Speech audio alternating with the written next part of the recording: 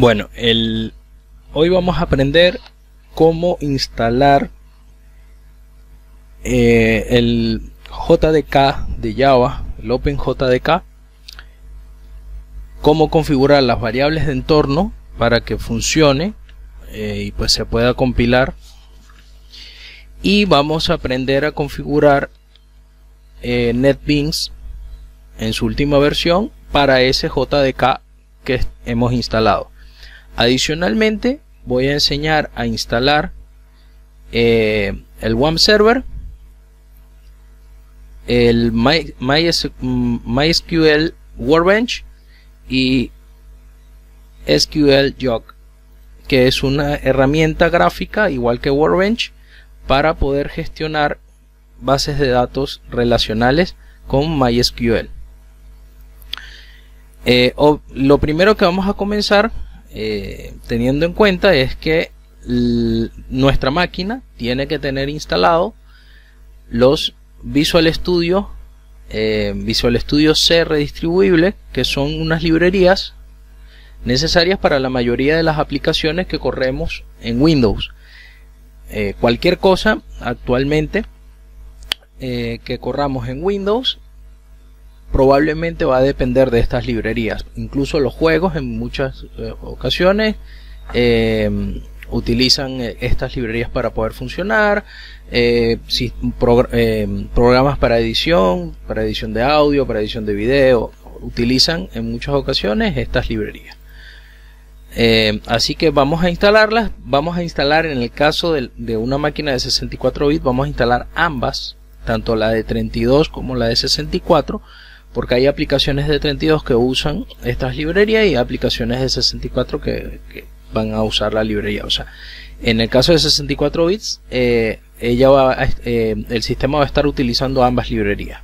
Entonces vamos a comenzar instalándolas.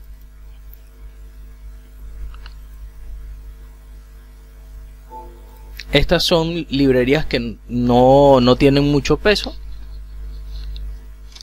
así que se instalan bastante rápido.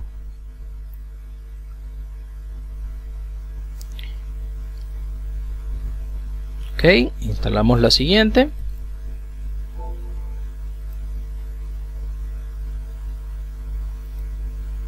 A medida que vamos cambiando digamos, de año o de versión del Visual Studio C, del Visual C, él va a estar cambiando también la interfaz gráfica. Ok.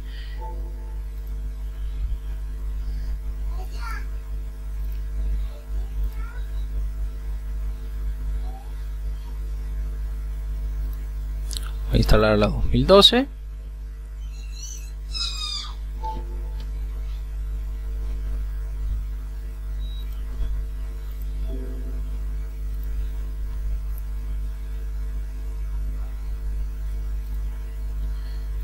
La 2013. Y la vamos a instalar hasta la 2017. Ok. En el caso de WAMP Server se usa hasta la 2017 en la última versión. Entonces vamos a estarlas instalando hasta el 2017. Creo que esta no la he instalado.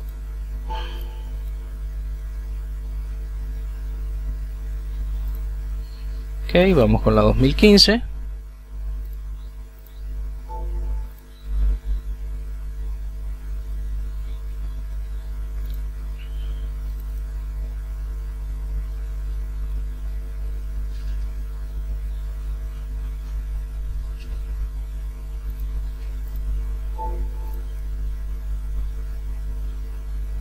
De todas formas, esto lo estoy haciendo porque esta máquina virtual en donde estoy haciendo la instalación no tiene estas librerías. Por lo general, si nosotros hemos estado utilizando nuestro equipo y ya tiene cierto tiempo de uso, la mayoría de las aplicaciones que instalamos, si necesitan estas librerías, las descargan y se autoinstalan. Entonces no sería necesario montarlas. Incluso hay actualizaciones de Windows que montan estas versiones. Bueno, vamos a hacerlo con el de 64 bits. Yo acá voy a pausar el video para no tomar tiempo, sino ya mostré el procedimiento de 32. Ahora lo hacen igual con el de 64.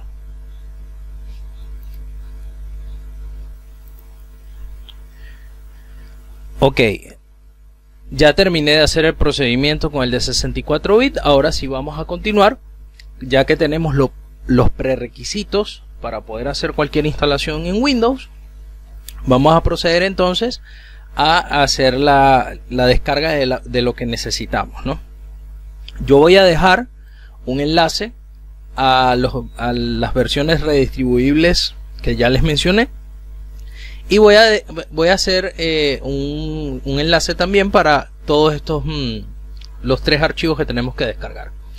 Nosotros vamos a instalar NetBeans, vamos a instalar OpenJDK y vamos a instalar Git, ok, cualquiera de estas 3 aplicaciones. Es importante señalar lo siguiente: desde hace algún tiempo he estado observando, pues yo constantemente actualizo las aplicaciones que utilizo, ¿no?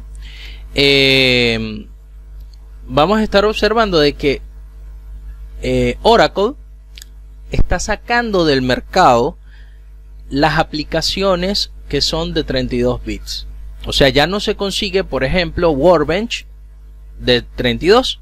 Solamente se consigue una versión anterior, pero las versiones más actuales ya no tienen o no cuentan con versión de 32 bits. Igual en el caso de SQLio, que es una aplicación que yo utilizo muchísimo, ya no existe versión de 32 bits. Y así con un montón de aplicaciones que yo constantemente utilizo. Eso quiere decir que hay una tendencia a nivel de software a que desaparezca esa arquitectura de 32 bits en algún momento. O sea, no quiere decir que sea ahora, pero eso es un indicativo. O sea, ya las empresas están tomando como directiva el suprimir de sus paquetes de software que sea de 32 bits.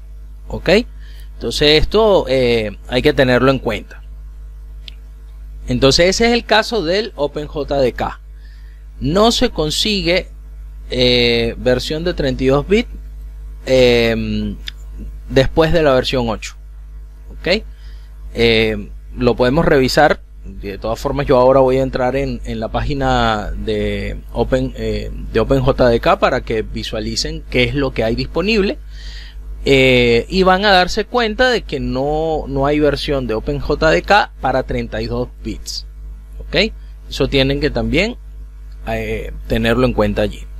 Tenemos Git y vamos entonces a proceder a la instalación. Vamos a descargar en primer lugar. Voy a empezar de abajo hacia arriba, voy a instalar Git. Entonces vamos a descargarlo. No tiene mucho peso. Yo coloco este acceso acá. Lo descargamos.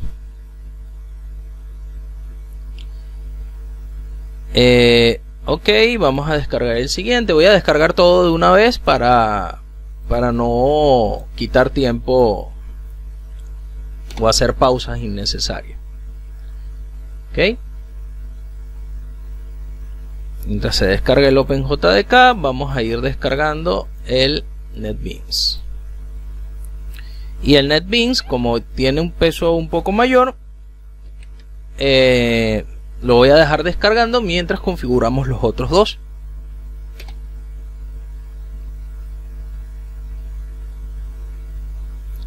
Bien, vamos a visualizar acá la carpeta de descargas. Ok, ya tenemos Git. Git es un archivo comprimido. Lo que pasa es que es un archivo comprimido de autoinstalación. Entonces vamos a hacerlo más simple. Lo vamos a descomprimir.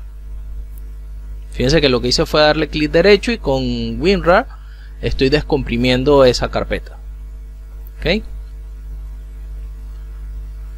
vamos a revisar acá, vemos que están todos los archivos allí dentro. Vamos a esperar que se termine de descomprimir. Obviamente a mí me va a tardar un poco más que a ustedes en el momento que lo estén realizando, porque yo estoy en una máquina virtual, estoy virtualizando este sistema operativo y es de 64 bits. Entonces tengo el Windows 10 de 64 bits corriendo como máquina anfitrión, y tengo el Windows 8.1 corriendo como máquina huésped. Ok, entonces eso consume recursos de la máquina.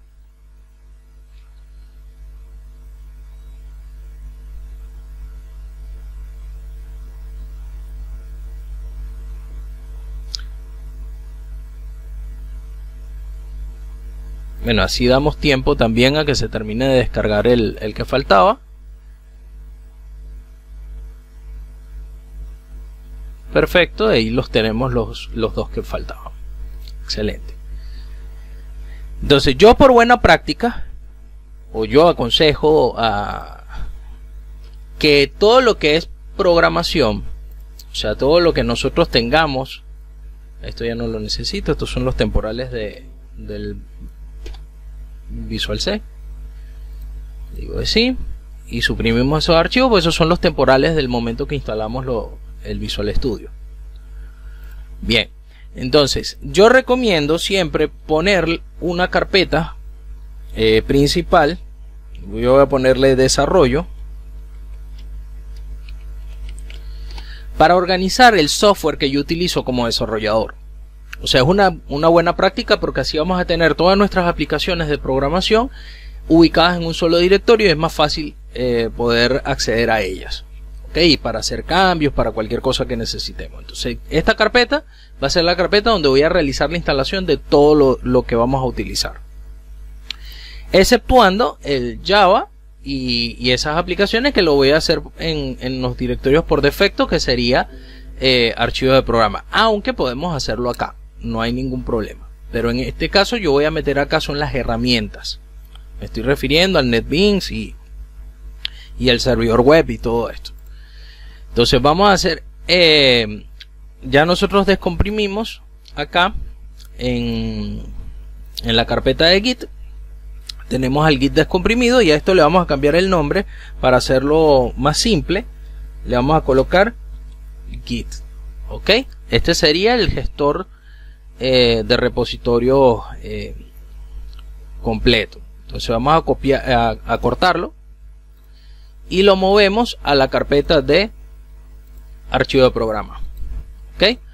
Yo lo que estoy haciendo es trasladando ese archivo acá. Ahora vamos a proceder a descomprimir el OpenJDK. Lo vamos a extraer.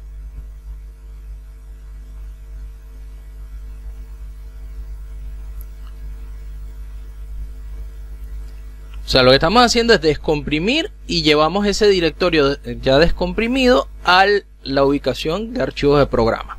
O sea, estoy ubicando todo eso en la carpeta de archivos de programa, que sería el Git y el Java. Tenemos acá la versión de Java, y entonces yo a esto le voy a cambiar el nombre. Yo le voy a colocar OpenJDK,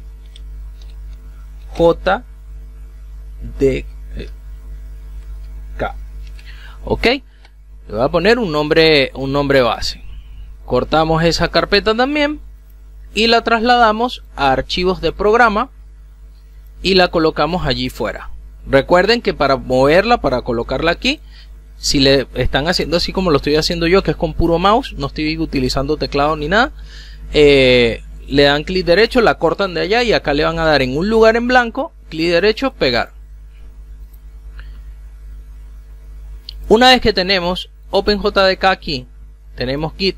¿Por qué esta la dejé con una subcarpeta? Porque a veces, en mi caso muy particular, yo utilizo varias versiones de OpenJDK. Yo a veces utilizo la 15, la 14, la 11. Entonces, al tener varias versiones, yo prefiero poner un directorio padre, y dentro de ese directorio padre coloco el directorio de la versión. Entonces me quedaría JDK 15, JDK 14, JDK 11, y después yo lo que hago es modificar las variables de entorno en el momento que lo voy a utilizar, o directamente desde NetBeans. Si lo voy a depurar y a trabajar desde allí, hago el apunte del proyecto a esa versión específica que necesito. Entonces, pero en este caso en particular voy a trabajarlo de esta manera.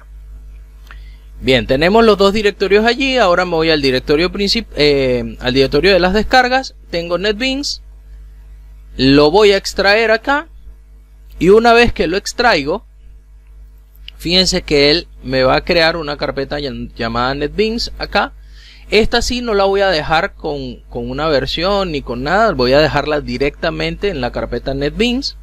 con ese nombre y la voy a trasladar a esa carpeta que dije que siempre creo como desarrollador.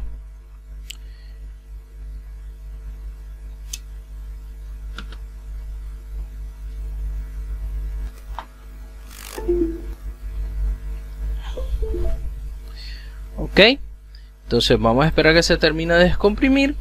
Ya está por terminar. Y esta carpeta que se llama NetBeans, que está acá, es la que vamos a mover de sitio. Ok, entonces yo lo voy a abrir. Fíjense que están todos los archivos necesarios para el funcionamiento de NetBeans. Ok, entonces esa carpeta es la que vamos a cortar. La cortamos y la movemos a la carpeta llamada desarrollo. Ok,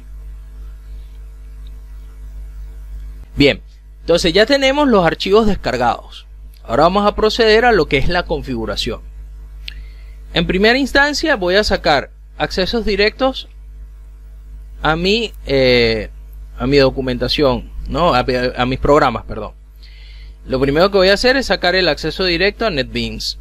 Ok, enviará escritorio como acceso directo, pues recuérdense que esto está en modo portable.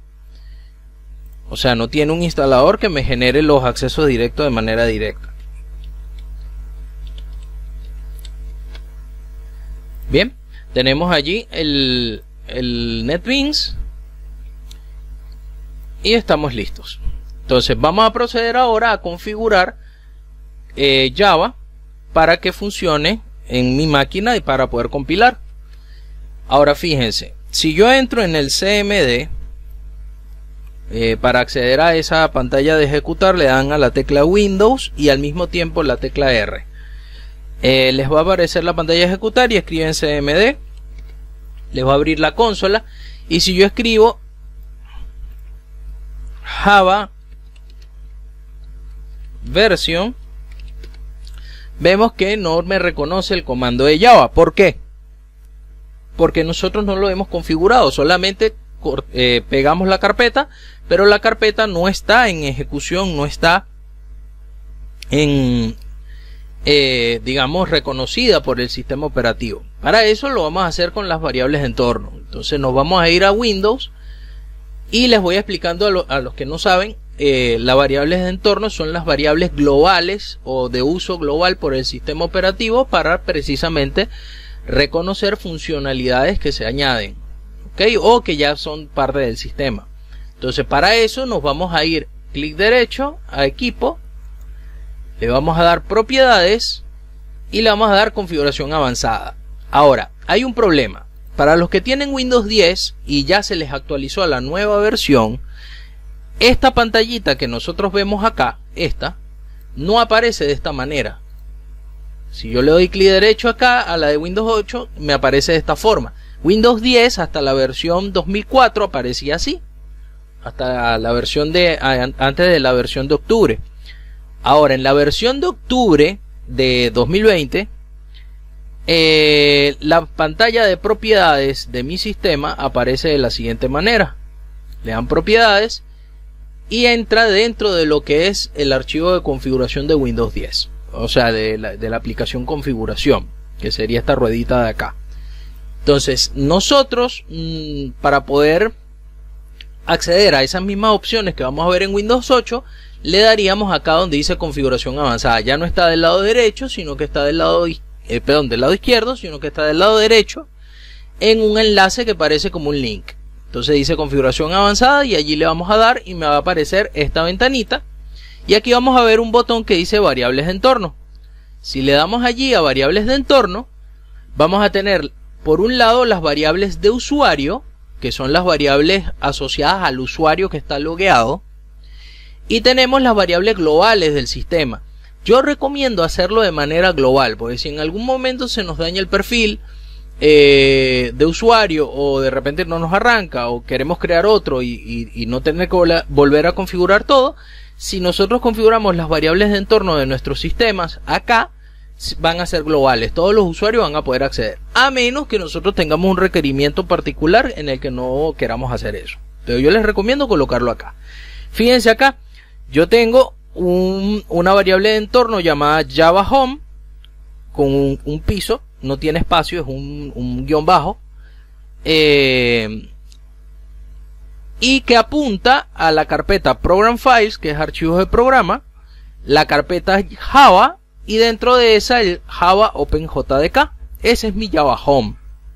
Ok, si yo busco este directorio, vamos a mostrarlo, y aprovechando que estamos acá en el Windows 10 y van observando eso, Java OpenJDK, vamos a ver que aquí están todos los directorios, incluso la carpeta bin.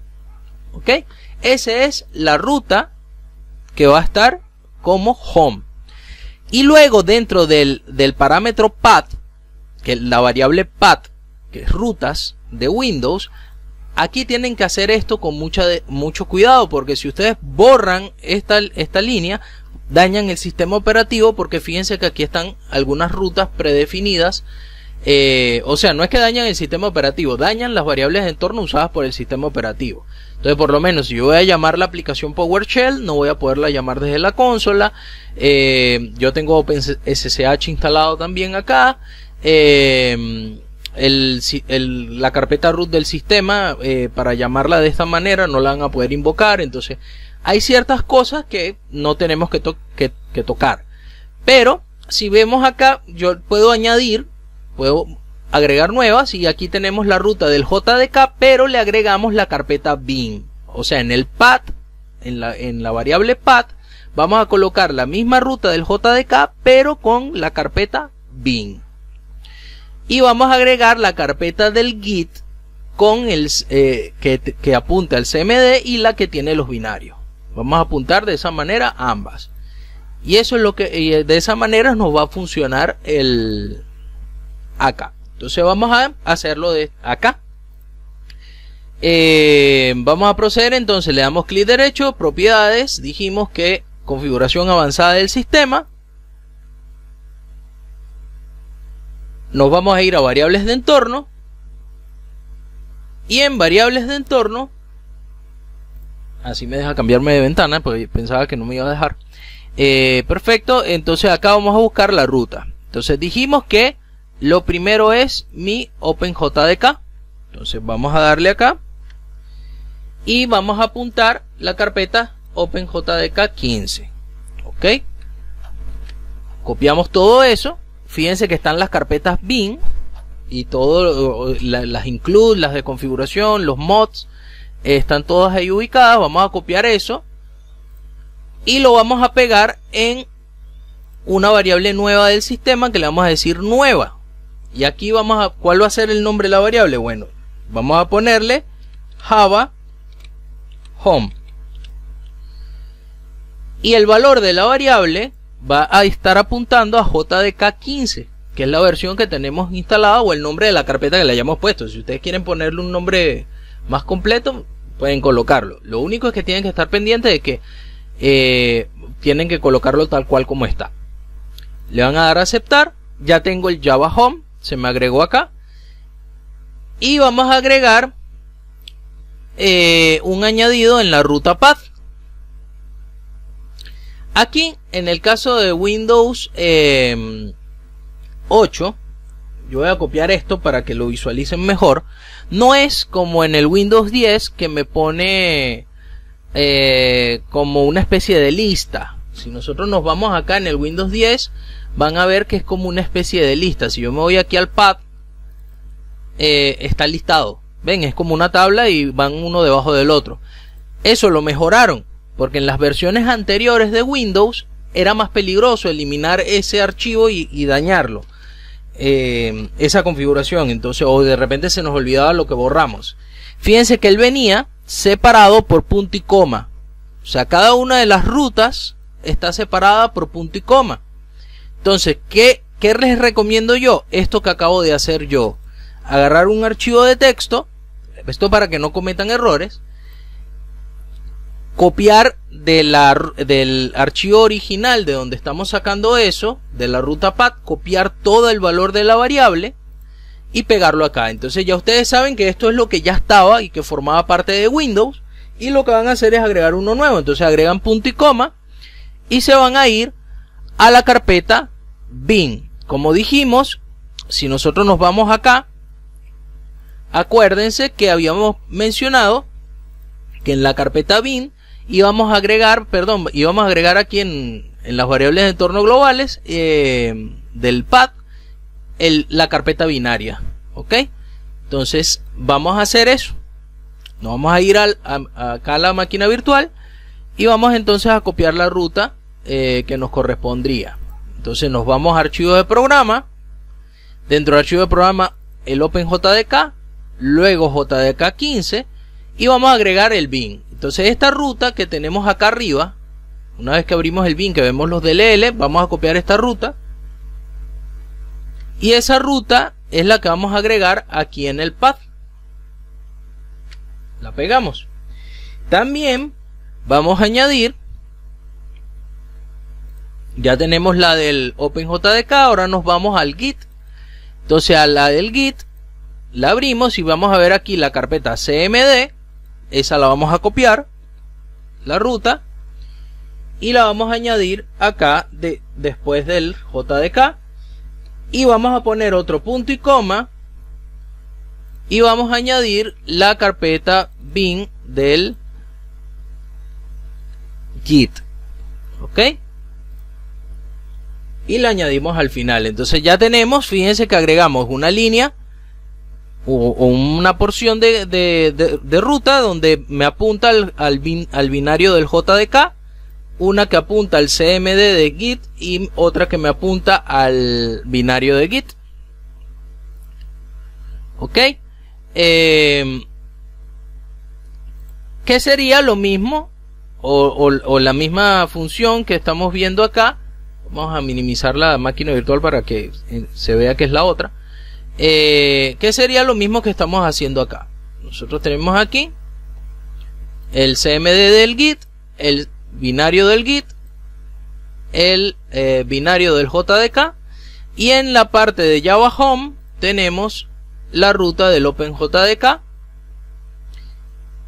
y eso sería todo lo que necesitamos para que nos funcione estos dos servicios, digamos, en nuestro equipo. Ahora vamos a copiar esa línea completa, esa nueva línea, esa línea modificada que clonamos allí. La vamos a colocar acá, la copiamos, la podemos copiar toda o copiamos nada más lo que ingresamos nuevo.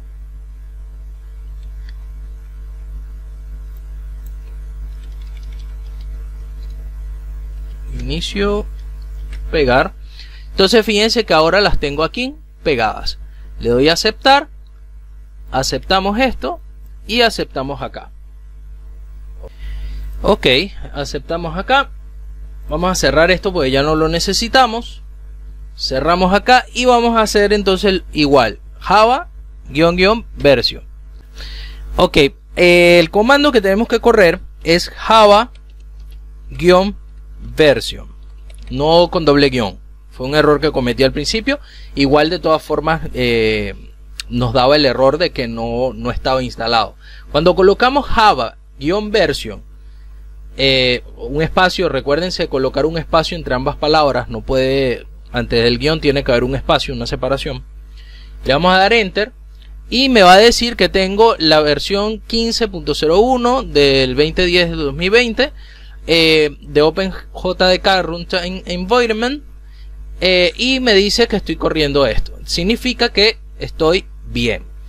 Ahora, si le escribo Git, creo que en Git si es con doble guión, si no me equivoco, exactamente me dice que tengo la versión 2.29.2 de Windows. Entonces significa que tengo mis dos servicios ya instalados y configurados para que funcionen. Ahora nos vamos a dirigir a NetBeans. Abrimos NetBeans. Vamos a explicarlo así.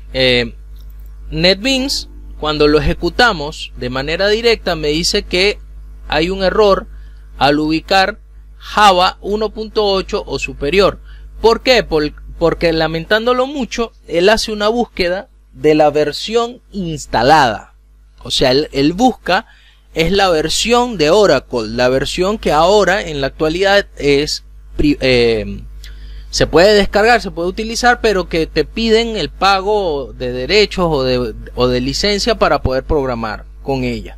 O sea, para hacer aplicaciones comerciales. Yo puedo hacer aplicaciones personales para práctica con fines didácticos, pero si voy a hacer aplicaciones comerciales, Oracle ahora cobra como una licencia, unas regalías por derecho de autor. En este caso, nosotros estamos usando la versión OpenJDK, que es la versión free, la versión libre. Entonces ahora tenemos que apuntar nuestro NetBeans a esa versión. Entonces vamos a copiar la ruta de mi binario. A ver, entonces vamos a buscarnos el bin del JDK 15 y tenemos acá la ruta. Copiamos esto, la que dice bin, y luego nos vamos a la parte de desarrollo, NetBeans. Voy a instalarme un editor de texto que sea, puede ser este. Bien, entonces vamos a instalarme. Mientras se instala el Notepad, voy a poner en pausa el video y luego continuamos. Ok, voy a instalar Notepad++ para que puedan ver el código mejor, porque está todo comprimido, todo junto. Entonces voy a colocar en pausa un momentito.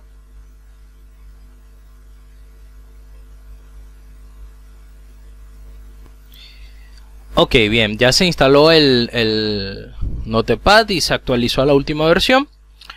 Entonces ahora sí vamos a proceder a abrir el archivo de NetBeans de configuración. Es acá donde está el de configuración.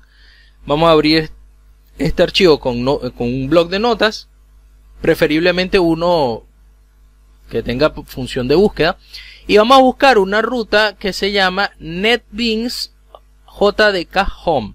¿Ok? Este archivo, que al estar con el numeral lo que me está diciendo es que está comentado, lo vamos a descomentar, le quitamos el numeral, nos va a quedar de esta manera. Voy a ponerlo más grande para que lo visualicen mejor. Entonces nos va a quedar de esta manera, sin el numeral.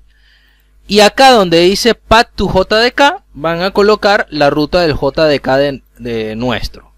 En este caso yo tengo la ruta de mi JDK, dijimos que está en OpenJDK, OpenJDK 15. Y vamos a copiar esa ruta. ¿Ok? Y la vamos a pegar acá. Entonces voy a cerrar acá, voy a darle X. Entonces ya tenemos configurada la ruta de mi binario y debería poder funcionar. Efectivamente allí vemos que está ejecutándose. Entonces recuerden, es la carpeta padre. O sea, no sería la bin, sino la carpeta home. ¿Ok? Listo, ya tenemos entonces NetBeans funcionando y ejecutándose y apuntando a la carpeta que ya dijimos de mi Java JDK. ¿Cómo lo verificamos? Bueno, nosotros nos vamos acá a Tools. A ver, plugins, no. Opciones. Nos vamos a ir a opciones, nos vamos a ir a Java. Ok, acá está. Si nos metemos en el que usa para configurar JavaScript, él me va a decir qué versión de Java voy a utilizar. Entonces, si yo me meto acá donde dice administrar plataformas, puedo ver cuáles son las plataformas que tengo instaladas. Entonces, supongamos que este directorio no apareciera porque no lo tenemos configurado. Tendríamos que agregarlo aquí. Le decimos añadir plataforma. Le decimos si va a ser remota, o sea, si está a través de la red o a través de internet, o si está estándar, local. Le damos siguiente y buscamos la ruta en donde está nuestro JDK y listo. Una vez que lo agregamos, nos agrega todas las librerías y todo lo que podemos utilizar, y nos agrega la ruta también de la documentación del API de documentación de JDK. ¿Ok? Eso sería todo. Lo que necesitamos es entrar entonces en esta última pestaña y poder verificar la versión que tenemos. Lo vemos acá en Java Platform. Una vez que lo ubicamos, ya tenemos nuestro NetBeans entonces configurado y asociado a nuestro Java para funcionar. Mostrarle cómo instalar el WAMP server, que nos va a servir para tener MySQL y un servidor web de PHP que nos va a servir también en algún momento. Le vamos a decir aceptar al idioma, aceptamos los términos de la licencia. Él nos va a decir lo que yo les decía en un principio, que necesita las versiones de Visual CDR distribuible. No, hasta la versión 15, no, la 17 no era necesaria, hasta esta, ok. Bueno, esta versión, la versión que viene después de esta sí pide la otra. Instalamos, le damos siguiente. Acá vamos a abrir desarrollo, y dentro de desarrollo voy a meter esto en un directorio que le voy a colocar aquí servidor, ok, servidor web. Le vamos a decir siguiente. Vamos a ponerle WAMP server nada más, y lo voy a poner tipo camel case, o sea, le voy a colocar aquí la S mayúscula, así lo visualizo mejor. Le vamos a dar siguiente. Entonces ya tenemos acá todo lo que es la configuración preliminar lista. Él, cuando esté finalizando la instalación, nos va a solicitar tres cosas. En primer lugar, nos va a decir que configuremos cuál es nuestro explorador por defecto que queremos que se ejecute, o si queremos que se use el que tenga por defecto, que es él tiene el Internet Explorer. Obviamente yo recomiendo utilizar el que nosotros tengamos, el que nosotros frecuentamos utilizar. Y lo otro, nos va a pedir que seleccionemos un editor de texto para la programación, para abrir los archivos de programación. Entonces yo voy a usar el Notepad++ en este caso, en este momento muy particular, pero eso después se puede cambiar. Y ya con eso tendríamos configurado un servidor web funcionando, totalmente funcional. Luego instalaríamos estos dos, que serían los gestores de base de datos. Workbench es bastante completo, pero la curva de aprendizaje, o sea, para familiarizarse con él, es más extensa, más larga que con SQL Jog, ¿ok? Y hay algunas cosas que son un poco engorrosas de trabajar con Workbench. O sea, a nivel gráfico es un poco, claro, es muy completo, muy completo, pero tiende a ser un poco molesto para hacer algunas cosas. Así que a mí me gusta SQL Jog, y también utilizo uno que se llama, mientras esto se va instalando, utilizo uno que se llama Beaver. Beaver. Este gestor está basado en Java, precisamente, está hecho con Java, y es bastante bueno porque tiene una característica que la mayoría de los que son gratuitos no la tienen, que es que este gestor de base de datos nos permite abrir bases de datos de casi cualquier manejador. Casi cualquier RDBMS abre en esa interfaz gráfica.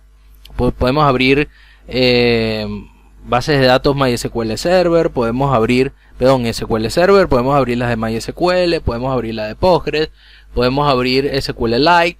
O sea, podemos hacer bases de datos y manipular archivos de base de datos de casi cualquier tipo de manejador o de cualquier tipo de base de datos. Eso está muy bueno.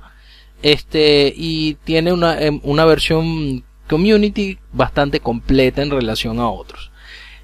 También tiene una característica que es que me permite, tal como permite el Workbench, hacer los diagramas entidad-relación, y nos permite hacer ingeniería inversa, que es de una base de datos ya existente, generar su diagrama para poder modificarla, hacerle una adecuación o cualquier cosa que queramos realizar. Entonces es muy funcional. Eso sí, como ven, me tarda en abrir, pero como esta instalación tarda más o menos, nos va a dar tiempo de poderla ver. Vamos a esperar que cargue, y yo creo que esto va a terminar primero que aquello.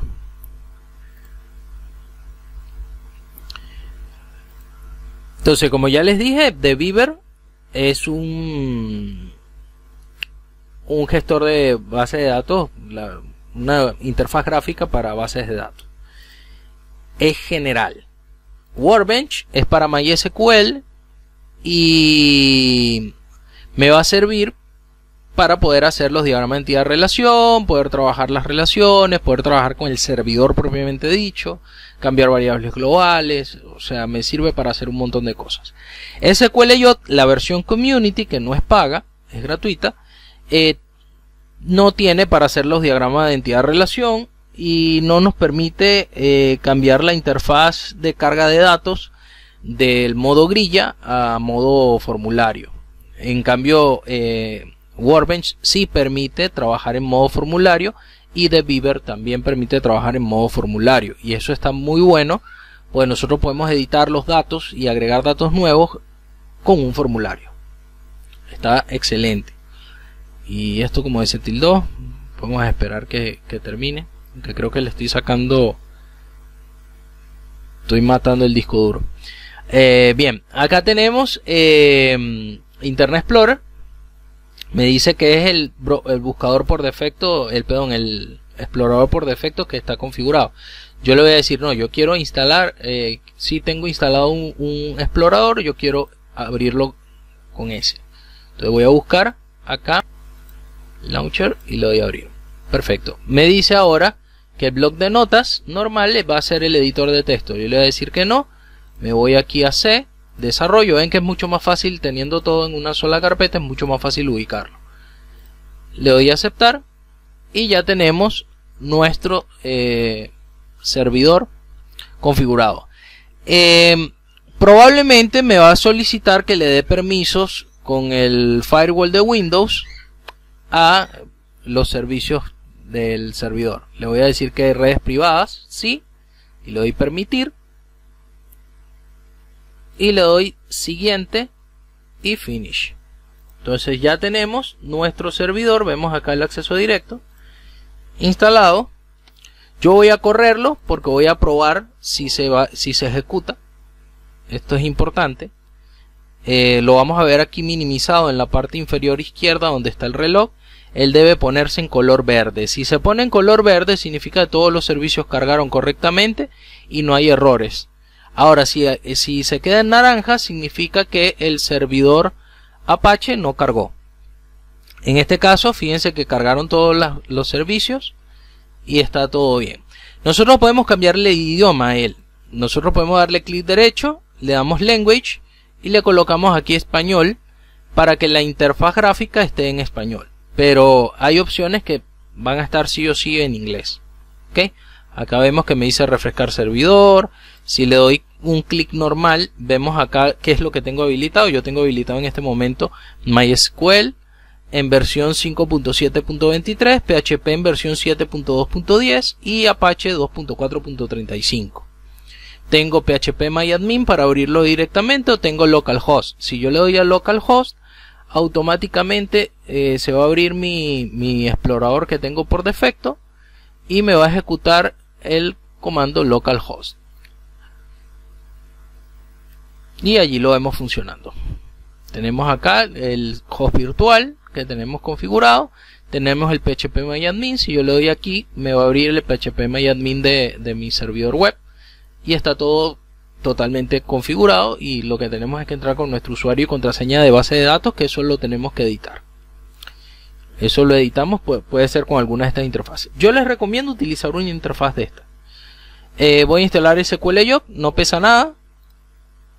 Voy a darle a aceptar, siguiente, acepto los términos de la licencia, dejo todo esto como está, pero aquí lo único que voy a cambiar es, como ya dijimos, todo lo estamos colocando o lo estoy colocando en una carpeta.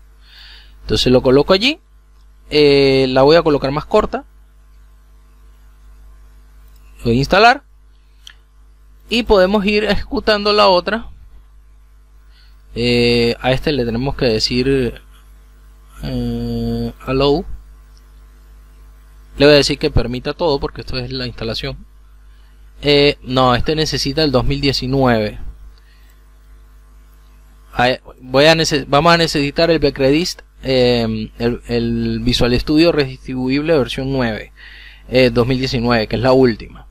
Ok, voy a darle siguiente y al SQLJOC lo voy a dejar ahí. Vamos a instalar la 2017 que nos faltaba entonces. Ah, no, esta ya la habíamos instalado, perdón.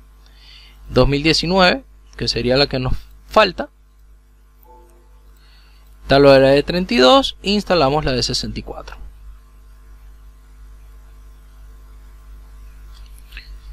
Se me había pasado por alto que la última versión de Workbench necesita la última versión del Visual C redistribuible. Eso a veces pasa. Pasa que yo lo tengo instalado y lo que hago es mandarlo a actualizar directamente. No lo descargo de nuevo. Vamos a eliminar esto, los instaladores. Ya instalé el SQLJOC. Y vamos a instalar entonces Workbench. Fíjense que ya no me dijo el error. Ya está funcionando. Y le vamos a decir acá que esto lo va a instalar en el directorio C, en desarrollo. Me vas a abrir una nueva carpeta que se llame MySQL Workbench.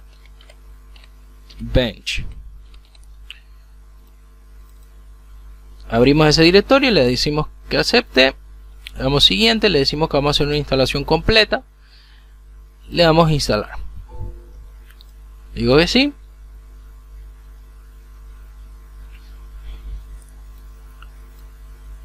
Y bueno, yo voy a mover como acostumbro las cosas a la esquina superior derecha. Editores acá.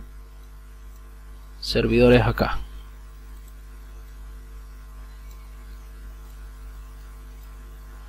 Cuestión de orden.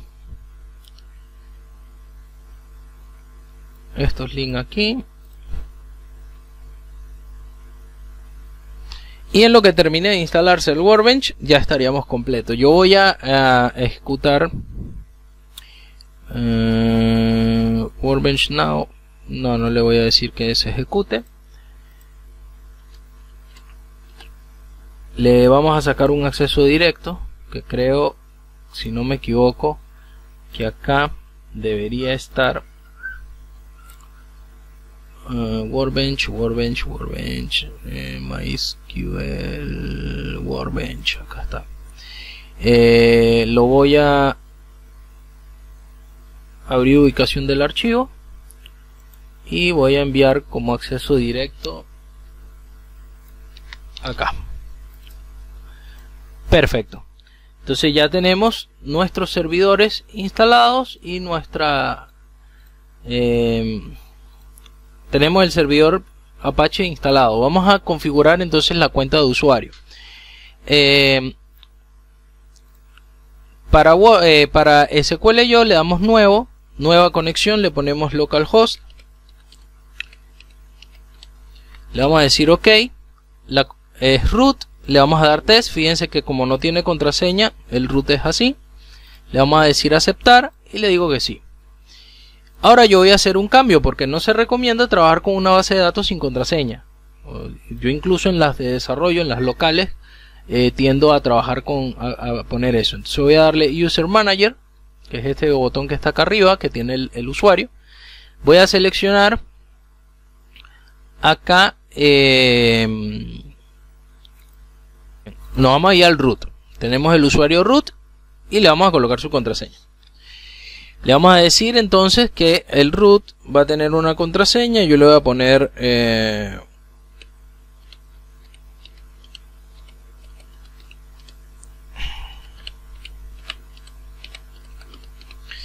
le decimos así. Tenemos la posibilidad de trabajar con plugin nativo o con plugin SHA-256 Password, que este es uno más seguro. Pero no todos los lenguajes de programación tienen la posibilidad de trabajar con SHA-256. Entonces lo mejor es trabajar con o sea, si no sabemos o no tenemos conocimiento de si el lenguaje de programación que nosotros vamos a utilizar o que queremos utilizar para mi servidor es compatible con SHA-256, entonces trabajamos con este. Ahora, si nosotros tenemos la certeza de cuál va a ser el que vamos a trabajar, usamos el otro. Ese es el otro método de autenticación. Le vamos a decir privilegios globales. Tiene privilegios con control total para todas las bases de datos. Entonces ya tenemos acá nuestro contraseña, ¿no? Le vamos a dar a aceptar. Cierro. Le voy a dar donde dice disconnect. Ok, ya ahí me desconecté y le voy a dar otra vez acá el enchufito. Y fíjense que si le doy test me va a decir que no puede iniciar sesión porque no tiene contraseña. Ya yo le cambié. Entonces vamos a colocarle la contraseña. Y una vez que agregamos la contraseña probamos y me conecta. Entonces ya acá tenemos el tema de la conexión. Nosotros podemos crear una base de datos muy sencillo. Le damos create database, le ponemos el nombre, le ponemos el charset del conjunto de caracteres y le vamos a seleccionar qué tipo de conjunto de caracteres queremos o qué tipo de colección queremos dentro de ese conjunto. Le vamos a decir allí y le decimos crear. Y acá tenemos la base de datos. Ahora, si me desconecto y me vuelvo a conectar, yo puedo poner aquí el nombre de la base de datos a la que me quiero conectar y me va a ocultar todo el resto de bases de datos y solamente me va a dejar abierta o visible la que voy a utilizar. Entonces con esto evitamos que nos equivoquemos de base de datos o que modifiquemos algo que no debemos modificar. ¿Okay? Para crear las tablas lo hacemos desde ahí, create table, y ponemos acá los campos. Esta interfaz es bastante amigable, bastante simple de utilizar y nos va a servir para producir mucho más rápido. Y Workbench es muy parecida, la pueden explorar ustedes posteriormente.